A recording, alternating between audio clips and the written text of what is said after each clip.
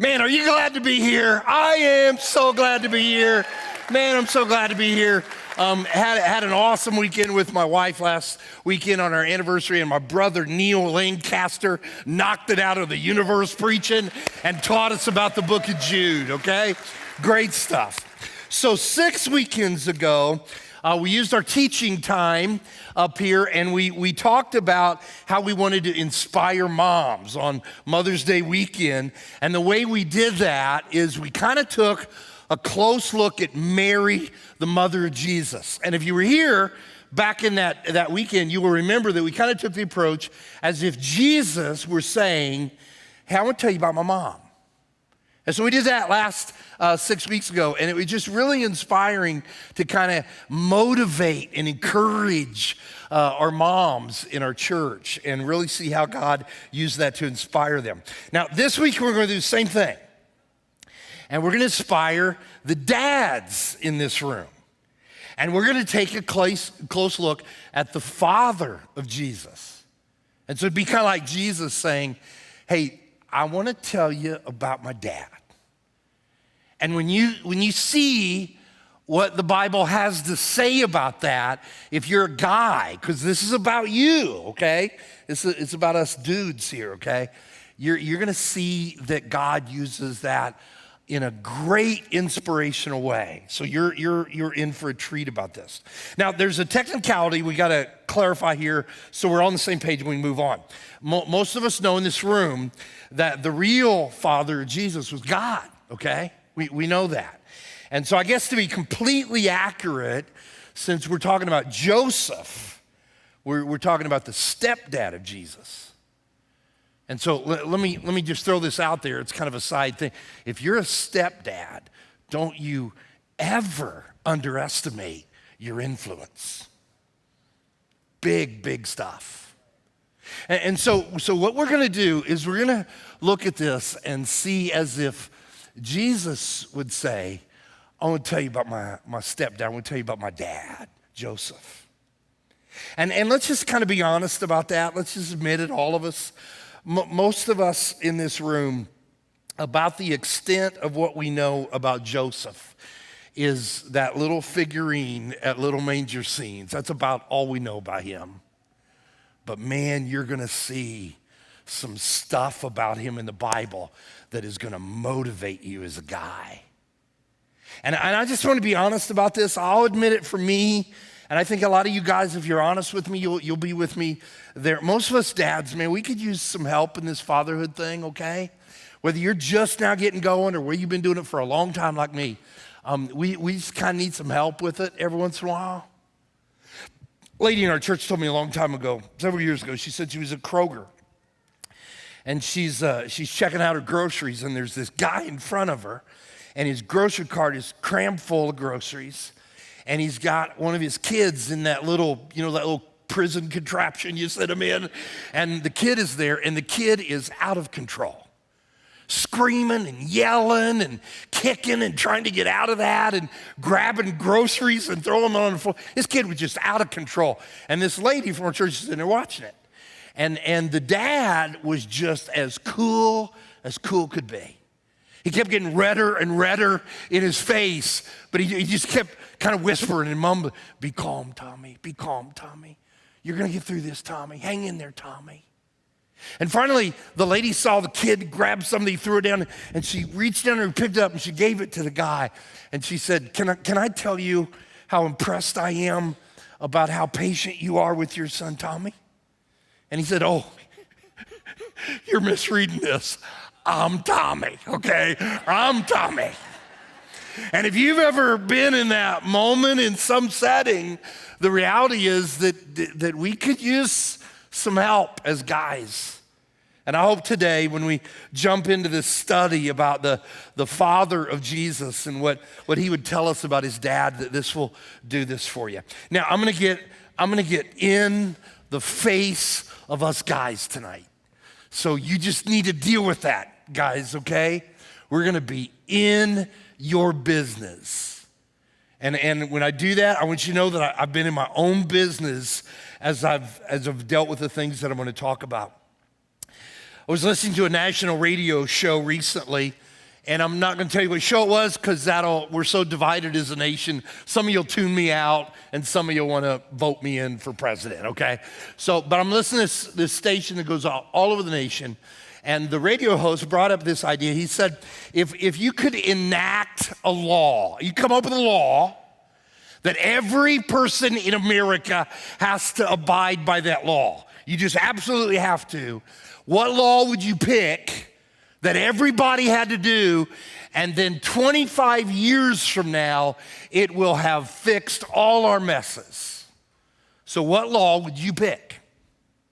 And this guy made a suggestion, and I thought, man, that is interesting. And now this would never, ever happen. It's gonna make believe. But he said this, he goes, here would be my law. Every person is required to graduate from high school. You have to graduate from high school. And when you're done with high school, you gotta get a job. And once you get a job, you gotta get married and you gotta stay married, and you can't have any kids until you're 25. And he said, if everybody in America did that, 25 years from now, we'd be an entirely different nation. I thought about that. I thought, there's probably some holes in that, but that ain't a bad idea. And a lot of our stuff happens because of those things don't happen. So I got to thinking about that from my perspective, and I'm a preacher, okay, give me some slack here, and I honestly believe this with every ounce of my being, and you might not agree with me, and I really don't even care about that. So I'm just going to tell you, I believe with all my heart that here's the law that I would make, is that you have to attend church every week with your family and do everything the sermon told you to do. If every person in America did that, I promise you in 25 years, we'd be a different place. We'd be a different nation. Everything they tell you to do, you do. If they talk about forgiving the person who hurts you, then you forgive them. If they talk about being a positive influence at work, then you put your cheerleader uniform on. If they talk about buying your preacher a Cadillac, you get your checkbook out. Some of y'all were here 2 weeks ago, weren't you? Well, most of us could come up with things like that radio show came up with. But if you took that idea and you did a little research, because there are people who've researched this, who've studied this, what would happen? What law or what expectation would we have to come up in America that would dramatically change who we are as a nation and fix most of our issues? If you spent the time to look at those things, and I have, most of those real formal research and investigation projects usually mention one thing. They come down to one thing. And there are people in our current culture today who, if they heard this, they'd want to crucify me. But the research suggests that there's one single thing that if we could do, it would dramatically change who we are as a nation. And here's what it is. Make sure every household has the positive influence of a present father. Do you know what would happen in our country if that happened in every single home? It would dramatically change the problems we deal with. And if Jesus were telling us about his dad, here's what he would say. That's what I had. Jesus would say that my stepdad, my dad, Joseph, knew about that. And so what I did in my study to be able to share with you, and I'm gonna go as quick as I can. I'm gonna try to get moving like Neil did last week. I was so impressed with all that stuff he brought in, is I took the Bible and I went and looked at every single place where Joseph is mentioned. And he's not mentioned a whole lot, man. We don't know a whole lot about him. In fact, once Jesus becomes 12 years old, we never see Joseph again. We don't know if he died. We don't know what happened to him. There's not a lot there. But every time he's mentioned, it comes back to this, that he provided a positive influence with the presence of himself in the home. And so I just started looking at some of those things in the Bible.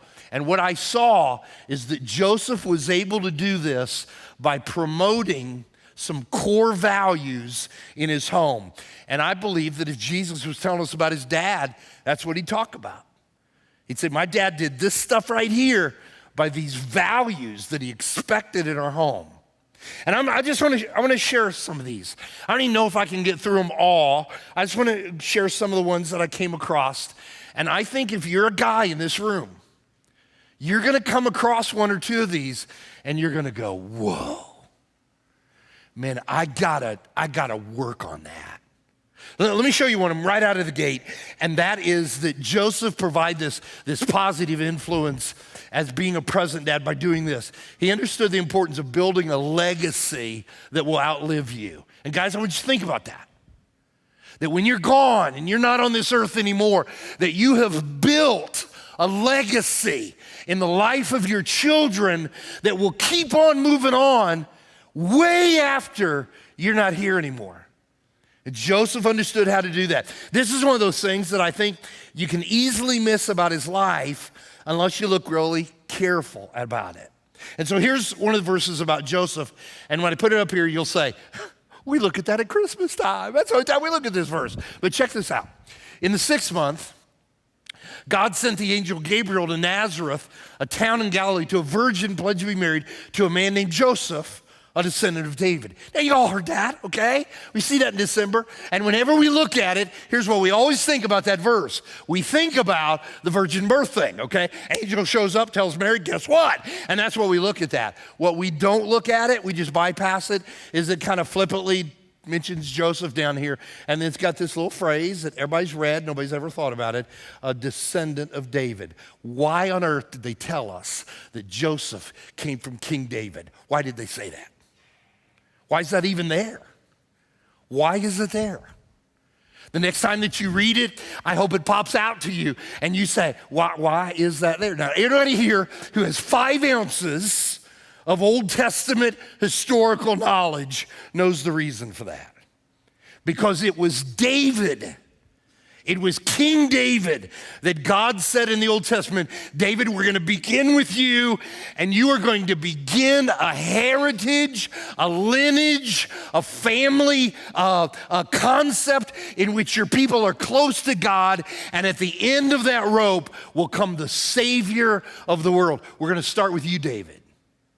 And if you got any Old Testament knowledge at all, you know that's the whole reason about the David and Goliath story. Remember you're a little kid, you learned in Sunday school, and we all talk about David and Goliath, and oh, great story. What's the reason for the story? The reason for that story is this verse. That David would take out Goliath, and they would all be impressed with him, and David would be catapulted into kingship of Israel. And that family lineage from David would begin to be people who walked closely with God, and at the end of the rope, that lineage would produce the Savior of the world. Jesus came from King David. Now watch this. Joseph was right in the middle of that lineage. And so this verse was written to say that Joseph carried on that legacy. He gave that legacy. And if Jesus were talking about his dad, he would say that he carried on that legacy that God began with King David. And so it brings this question to me as a dad. Have I carried a legacy to my kids? When your child or your children are gone from your home, and more importantly, when you're gone from this earth, what are they going to remember that is your legacy?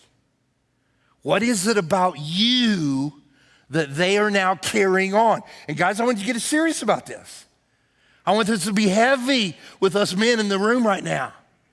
And ladies, I know we're dealing with the men here, but here's my experience as a pastor for women in churches. Whenever we say we're going to talk about the dads, here's what women tell me, okay? We're not going to talk about you ladies this weekend. We're going to talk about the men. Here's what women tell me. Talk about him for months and months and months and months until he catches it. And so guys, I want you to hear this, that God expects that we are pouring out a legacy in our kids so that when we're gone and they're out on their own, they are carrying on the legacy that they got from our house. And so what are they taking from you guys? I got this little thing in my office. I've kept it, now for over 30 years. This little poem. I'm not a poem guy, but somebody gave me this little poem when our firstborn son was born. First week we brought him home. They gave me this little poem. I still got it. And it's just this goofy little poem, and it goes like this. My day-old son is plenty scrawny.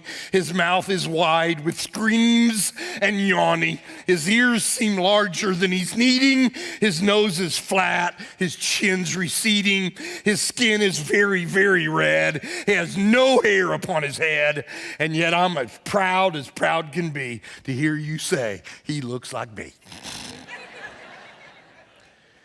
And you find yourself as a dad realizing that what matters is not that your kids look like you.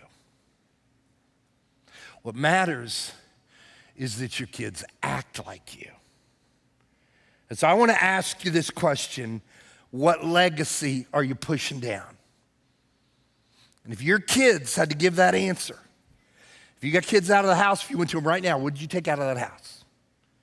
And if you got little kids right now, and those kids, get up 10, 12, 14 years old, and somebody goes to them and says, what's happening in your home that you're going to carry with you?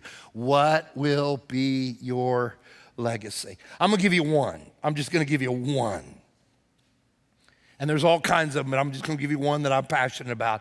If I ask every dad in this room, hey, all stand up and I ask you a question again, and I ask you this, 100 years from right now, do you want your children to be in heaven? And every dad in this room is going to say, yeah, man, absolutely, I want my kid to be in heaven. And so I have to believe every dad be on the same page with that. So I want you to listen, dads. I want you to listen up. I want you to focus on me, okay? I want you to eyeball me, guys. We know today that the single most influential person on earth for your children to end up in heaven is you. It's not mama. She's important. She's not the most important. It's not his youth minister or her youth minister. They are important. They're not the single most important. It's not their friends. They are important. They are not the single most important. If you're a dad and you want your kids in heaven, the number one influence that'll lead them in that direction is you. We know that. And so are you building a legacy of faith in your household that will give your kids the greatest chance they can have of spending eternity in heaven? Because watch me, this is radical when I say this, but I want you to listen to this, I want you to hear this carefully. If you push that responsibility off to somebody else, you are decreasing the chances of your child ending up in heaven. Somebody say wow to that. That is incredible. And so one of the things I think Jesus would say, he'd say, man, let me tell you about my dad. Let me tell you about the guy who raised me. He had a legacy, dude. He had a legacy of faith through the lineage of his family. And man, we just carried it on. The Son of God came from my dad, Joseph. Let me show you something else came up I thought was just really cool. I want you to see this. I think the presence of Joseph and his positive influence, I bet he told this all the time to Jesus, that obedience to God means sometimes you got to do it when you don't want to do it. That God says, man, I need you sometimes. I don't want to do that. And Joseph said, do it anyway. That obedience is not conditional upon you agreeing with God or even that you like what he said. Obedience to God is because he's God and you're not. And so teach that to your children. And I think probably it came up with Joseph. You think Joseph and Mary ever talked to Jesus about the birds and the bees? Huh? What do you think?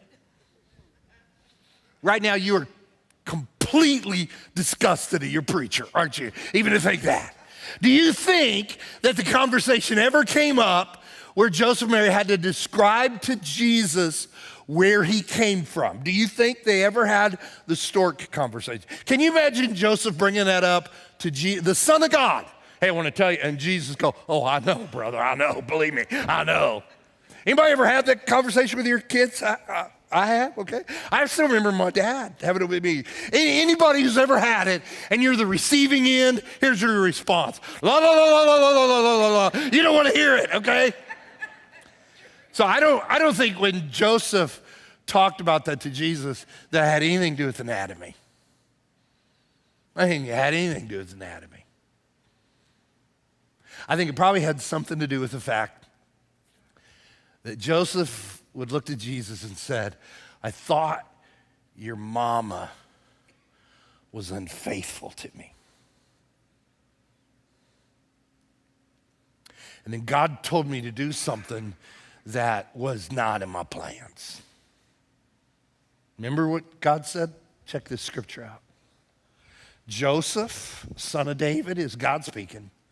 Do not be afraid to take Mary home as your wife. What are you talking about? And so a few verses later, when Joseph woke up, he did what the angel of the Lord had commanded him. I think if Mary and Joseph ever talked to Jesus about where he came from, that came up. That was part of the conversation, that if you're going to walk with God, there are times in which God will want you to do something or tell you not to do something that is not what you think ought to be done. It's not in your line of what you think is right, but that doesn't matter because he's God and you're not God. Have you ever taught that to your children? Has you ever had the positive influence, being a present father in your home, where you have that communication with your kids, that there are times when you're going to walk with God that you got to obey him when you don't want to obey him? Jesus learned that in that conversation. And I found this interesting. I was thinking about that a little bit, that Jesus is hearing from his dad, obedience, even if you don't want to. And you remember what Jesus did several years later? Remember it? In the garden. Night before he died, doesn't want to die, did not want to die. Remember the prayer? Not what I want. Remember? Not my will, but what? Your will. Are you carrying that legacy on in your life in some degree? I never got to meet my father-in-law. He died before I met his daughter, who then would become my wife. And so that's one of the things I look forward to in heaven, okay? I think that is going to be so crazy when I get to meet my father-in-law for the first time in heaven, because I've never met him. And the closest that I get to know him is through his family and his kids. And I learned different things about my father-in-law through watching their life. And I've learned a little bit about him by his headstone. And I've been to his grave, dozens and dozens of times, my wife, and they put on the back of his tombstone his life verse, the verse he lived by and loved so much, Proverbs 3, 5, and 6. And many of you know about that verse. It talks about trusting God and lean not on your own, understanding, okay? I'm gonna trust him even though I don't even agree with what he said, I'm gonna trust him. And my father-in-law lived that. And his family have carried that on in their life because he created that understanding where that was taught in his home. And I just think it's interesting that that is a part of Joseph's story. That Jesus would say, I want to tell you about my dad, man. I want you to know what he knew about obedience. And so dads, really, have your kids ever seen you obey God when you didn't want to obey him? And you did it because of the right thing. What a legacy to carry. Let me show you one that I just love this one. And I really don't even know why it's in the Bible, other than it apparently is important to God. But I would say that Joseph would have done this, and Jesus would say, man, I got to tell you about this, about my dad. And the concept is in a positive way to teach people that we are to help people crawl out of their own ditches, okay? Now, I don't even know why this is in the Bible. I'm not real sure why it's there, other than God thinks it's important. But back up a little bit, okay? And Joseph is before the dream, before God says, hey, I want you to go to Mary. there, before any of that, Joseph, man, I'm getting rid of her, okay? She is unfaithful. I am getting rid of her. She's not even honest with me. She said, never been with a man. She's pregnant, and I'm going to get rid of her. But Joseph, because he was the kind of guy he was not going to make it a public deal, because in that day, in that culture, that would have ruined her. If you are a divorced woman today, you can recover, and you can make a great life, and you can go get it. And we got examples all over. Back in that day, no. You were ruined if you were a woman and divorced back in then. And Joseph knew that. And so Joseph says, and watch this, he says to a woman who he thinks was unfaithful and is lying to his face about it, he says this, hey, we're done, but we're gonna do this under the carpet so nobody knows, so you have a chance to make it in life. Why is that even in the Bible? Do you think that ever came up when Joseph is talking to Jesus? I believe it was a story that Jesus knew everything about because they talked about it. And Joseph described that there are times in life when people are gonna let you down and they're gonna do you wrong. And what Christians do, what godly people do, listen, we don't write people off. We don't tell people who are in ditches at their own expense, we're done with you. That's not what we do. If you want to get out of the ditch, if you want to help out of the ditch, we're going to help you, even if you made the ditch. And Jesus would say, my dad taught that to me. Have your kids ever seen you do that? Have your kids ever seen you forgive anybody? Have your kids ever watched you look at somebody who's made an absolute mess of their life? It's all their own fault, and you went and said, let me help you out of that. Have your kids ever seen that happen to you? I can think of no other reason why it's in the Bible other than God wants, watch this, from the generation to generation to pass on the importance that we live with grace. Some of y'all remember me telling the story a number of years ago when I'm driving home after a dinner party with my wife. It was a Christmas party. We were all decked out and just all pretty and everything. And I had a suit on, she had a dress on. We're cruising on home. It's a terrible night, cold, terrible, snow, craziness. And we're going on this little road, and I saw this car over in a ditch. And it's stuck down ditch. It's trying to get out of that ditch. Snow was probably 6 inches deep. They just couldn't get out. I pulled over. I'm going to go out and help. I see two guys trying to push this. And I think, I'll help. They need one more hand, and they'll get out. So I get back, and we're pushing, man. It is freezing, snowing all over, and we're pushing. And that car would take off, and we'd get it right up to the top of the ditch. And the driver would load up on the gas and come right back down. And that happened 3 or 4 times, man. I am covered in mud. They're covered in mud. I am mad. I finally yell out, does that guy know how to drive? And this kid next to me said, no, man, that's my 5-year-old son. I didn't think he could push. I go up, open the door. Here's this little kid. Hold on. And he's scared to death. Car got going. He let go of it. I tell my kids that. They go, you're a goofball, Dad, for even doing that.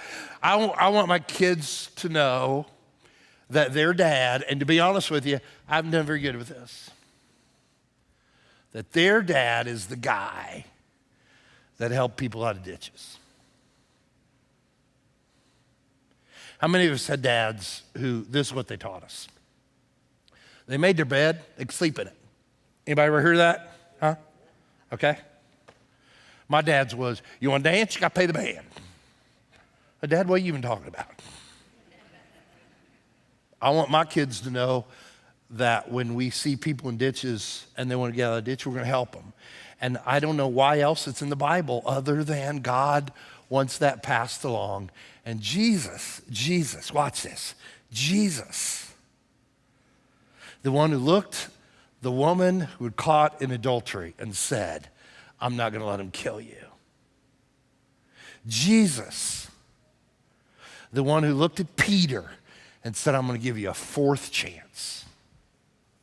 Jesus, the one who looked at the guys who were hammering the spikes and said, God, they don't even know what they're doing.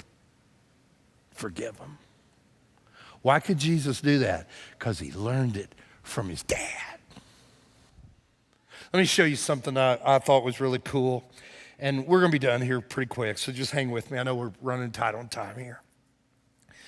Mother's Day sermon a few weeks ago, we talked about when Jesus was telling about his mom, and we used that story about when they were on a trip and Jesus was 12 and they lost Jesus. And we talked about that on Mother's Day, about the protective instincts of the mom. I want you to go back to that story for a minute. I want to show you something that happens there, and I think it's kind of interesting. And we're going to get tough here, okay? So just brace with me, guys. You go back to that story, and they find Jesus back at the temple. He's 12. And they find him back at the temple, at the church, talking to the teachers and the leaders at the temple and asking questions. He's 12. Look at this. After 3 days, who's frantic? Anybody frantic? 3 days, we can't find him. They found him in the temple, back in Jerusalem court, in the temple court, sitting among the teachers, listening to them and asking them questions. That'd be like if you took a family trip to Walmart down the street and your 12-year-old, you just lose him. You know, where he's at? Where in the world did he go? You find him back here at Eastside Christian Church, sitting with me in my office, asking me, Dave, what do you think about the dispensational argument on the millennial age just returned about the Jesus, Son of God? And you're going, what? He's 12. That's what's happening here. Now, why is that? Have you ever asked yourself, how in the world does that happen? Because he's 12. Now, here's what we say. Well, he's the Son of God, you know, come on now. He's not a normal kid. And that's true, he's not a normal kid. But I don't think that's why he did that. I think he did that because Joseph had taught him that spiritual aspects of our life, that living for Jesus and walking with God is not something that you do at mediocre level. Now hang with me, check out this core value of his presence. Never settle for spiritual mediocrity. Every 12-year-old Jewish boy knew about God. Jesus wanted to know God. Anybody with me? Every 12-year-old Jewish boy knew about the Word of God. Jesus wanted to know the Word of God. That here was this little boy, when it came to his spiritual life, that he excelled in it.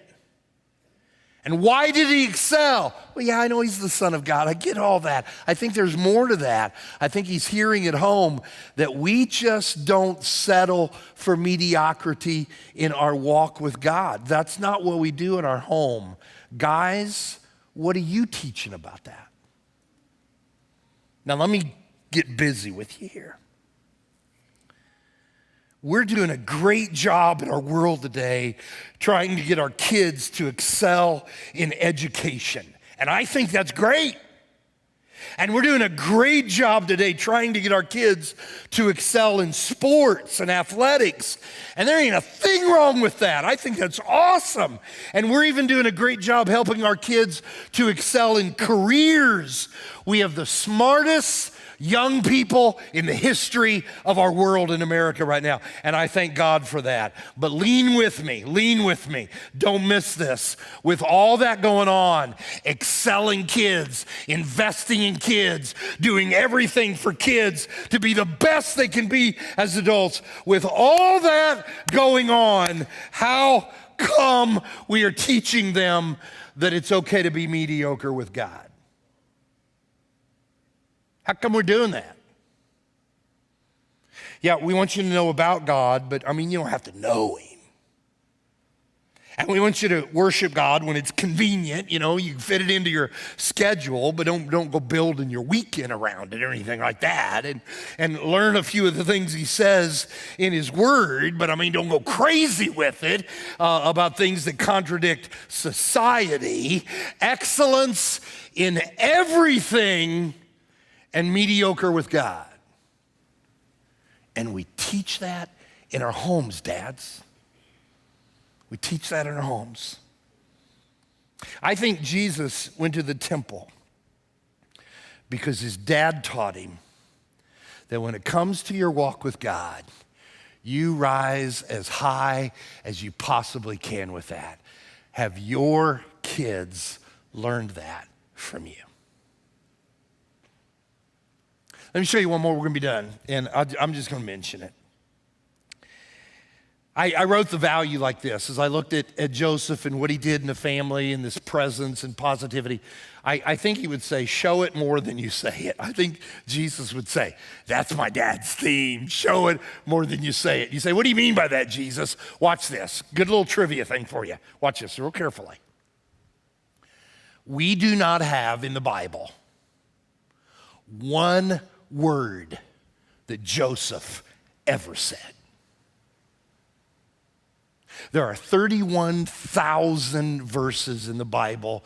There are almost 750,000 words in the Bible. Over 700,000 words in this Bible, and not one of them belonged to Joseph. Not one. What's that trying to tell us?